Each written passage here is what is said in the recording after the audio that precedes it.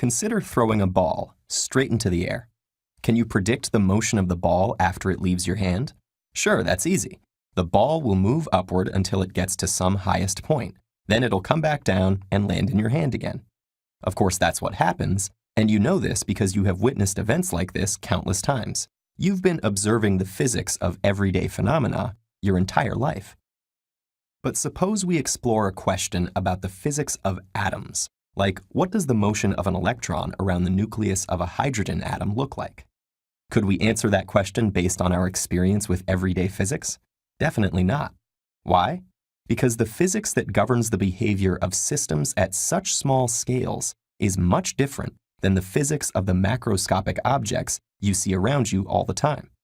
The everyday world you know and love behaves according to the laws of classical mechanics.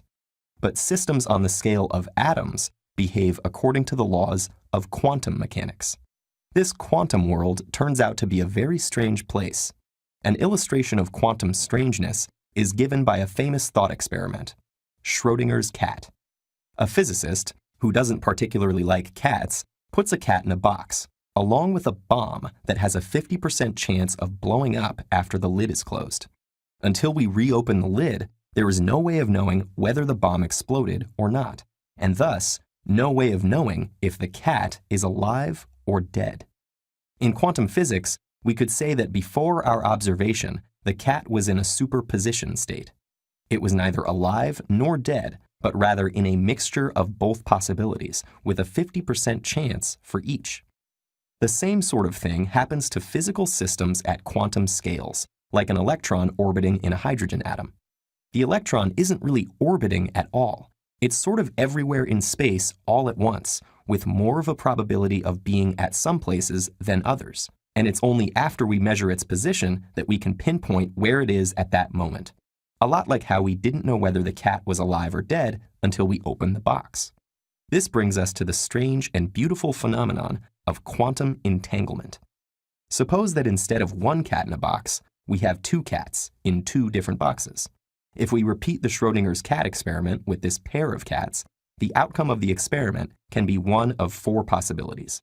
Either both cats will be alive, or both will be dead, or one will be alive and the other dead, or vice versa. The system of both cats is again in a superposition state, with each outcome having a 25% chance rather than 50%. But here's the cool thing. Quantum mechanics tells us it's possible to erase the both cats alive and both cats dead outcomes from the superposition state. In other words, there can be a two-cat system such that the outcome will always be one cat alive and the other cat dead. The technical term for this is that the states of the cats are entangled. But there's something truly mind-blowing about quantum entanglement.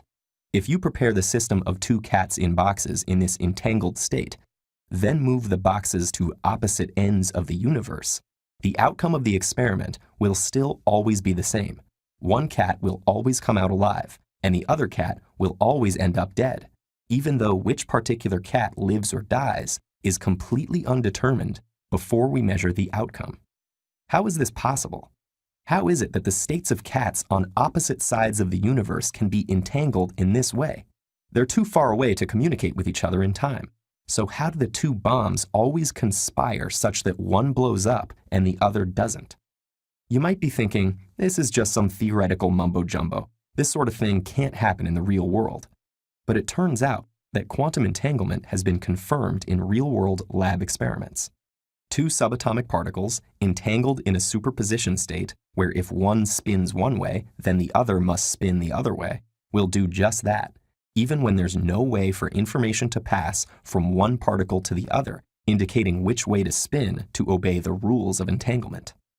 It's not surprising, then, that entanglement is at the core of quantum information science, a growing field studying how to use the laws of the strange quantum world in our macroscopic world, like in quantum cryptography, so spies can send secure messages to each other, or quantum computing for cracking secret codes.